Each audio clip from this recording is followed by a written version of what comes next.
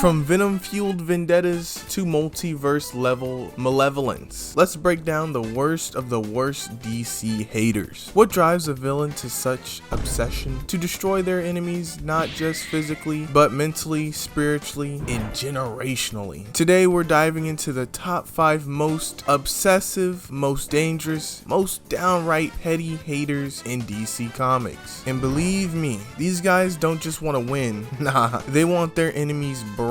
So buckle up, because by the end of this video, you'll know exactly why the #1 villain sits at the top of the most hate-fueled pyramid. Now kicking off this list right is Bane, the living embodiment of mind and muscle. Born in the hellish prison of Pinadoro, Bane isn't just muscle or venom, he's a strategist with the patience of a Walmart greeter and the fury of a caged beast. And Bane's biggest flex would probably be Nightfall. This man didn't just decide to beat down Batman, he wanted to break him literally and symbolically. First, Bane releases every inmate from Arkham Asylum, exhausting Batman over weeks of non-stop battles. Then when Bruce is battered and bleeding and sleep deprived, Bane figures out his identity, strolls over to Wayne Manor, and crushes him like a rag doll, breaking his back over bro's knee. And he doesn't do it for money, he doesn't do it for the fame, he does it because he hates the idea of Batman. He sees Bruce as a symbol of false power, and he wants to erase that illusion with brutal reality. Or to be honest, he's just doing it for the love of the game, really. So calculating up the petty points, I'ma give it an 8 out of 10, because who else breaks into your home just to physically and psychologically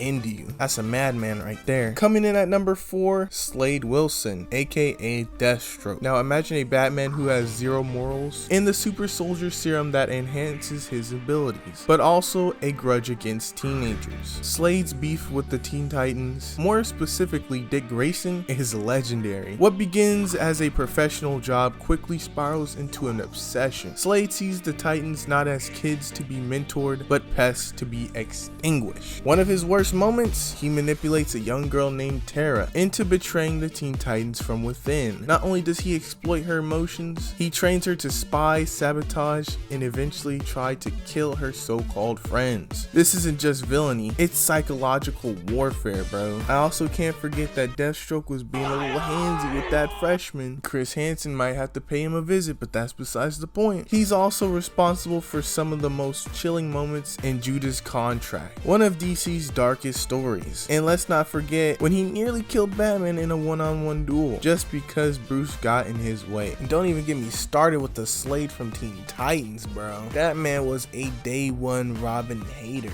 Like, how are you gonna disappear and then come back in this teen's dreams to mess with bro? And that wasn't just one day, he was fading with bro for at least 2 weeks. Slade really had that man's team thinking that he needed to be transferred into Arkham Asylum stat, and he was just reveling in the fact that he was messing with Robin too, talking about some "I'll never stop this, Robin." This gotta be the most damage I ever seen him take throughout the entire show. That man Slade need to chill out.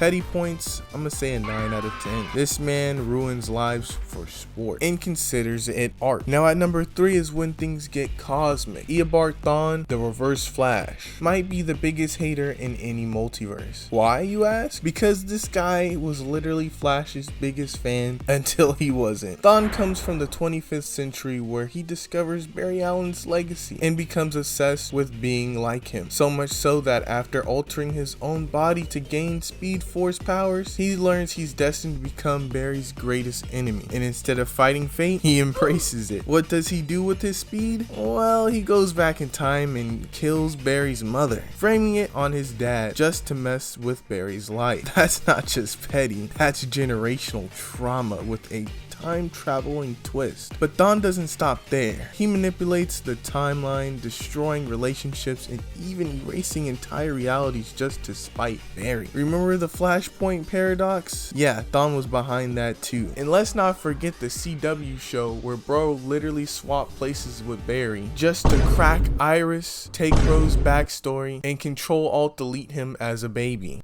I ran back to the year 2013 and made sure that I was the one struck by lightning. I led Team Flash. I was the one Iris West fell in love with. I stole your life. And because every hero needs a villain, I created that too. Petty points, 10 out of 10. This man literally rewrote history because his hero didn't want to hang out. It don't get more haterade than that. Second place goes to a villain whose hatred is so pure, it spans generations. Black Manta doesn't just dislike Aquaman, he loathes him with every fiber of his being. In the origin of that hate, tragedy, pride, and revenge. In the most famous version of their story, Aquaman accidentally kills Black Manta's father during a conflict. From that point on, Manta dedicates his life to destroying Arthur Curry, not just physically but emotionally. He ends up killing Aquaman's infant son in the comics, yes, a baby, just to cause him unimaginable grief. But it doesn't stop there. Black Manta becomes a symbol of rage, building underwater armies, allying with cosmic forces, and training his own son, yes, his own son, to hate Aquaman too. It's hatred passed down like family heirlooms over there. The petty points for Black Manta, 11 out of 10. This man turned murder into a mission statement, bro. And as for an honorable mention, I have to yap about Mongol from the animated Justice League show, because it takes a special kind of villain to do what this menace did. So on Superman's birthday, Batman and Wonder Woman pull up to Superman's crib to give him a present. Bruce, you didn't get him a gift certificate. No. Cash. Just to find out that Superman's got this alien thing on his chest, fulfilling his best dream, which was living out his life on Krypton and seeing what he never got to see and experiencing things he'll never get to experience on Krypton. You're probably thinking, oh well, Mongol doesn't seem like a bad guy, you know? That actually seems like a really cool thing to do. Well, it turns out that alien's only fulfilling his dream so that Mongol can wreak havoc across the galaxy without Superman interrupting, bro. Oh, and the only way to get it off your chest is rejecting the very thing that you want the most. So let's just recap this really quick. Not only did Mongol find out where bro lives, not only did he find out when Superman's birthday is to pull this plan, not only did bro have to find the exact alien to do what he needed it to do, to trick Superman, but on top of all that, the only way for Superman to snap out of this mind control is by reliving the genocide of his people. You are everything I ever wanted in a son. This is everything I ever wanted in a life. But I've got responsibilities, man. And I go. That's crazy, bro. That is crazy. If there was more instances of Mongol hating on Superman like this, he would have been definitely on this list. Before I reveal number one, I want y'all to guess down who it is in the comments below. Make sure you know, like and subscribe and all that good stuff. And now at number one, we got the goat of pettiness himself, Lex freaking Luthor. You want to talk about hate? Lex Luthor hates Superman not because he's evil, but because he's better. Lex believes that he should be Earth's greatest mind, savior, and symbol of hope. But there's this one alien farm boy standing in his way. And what does Lex do? Well, everything. He builds armor, starts corporations, runs for president, becomes a supervillain, then a superhero, all to upstage one man. One of the coldest moments was when Superman saved Lex Luthor's life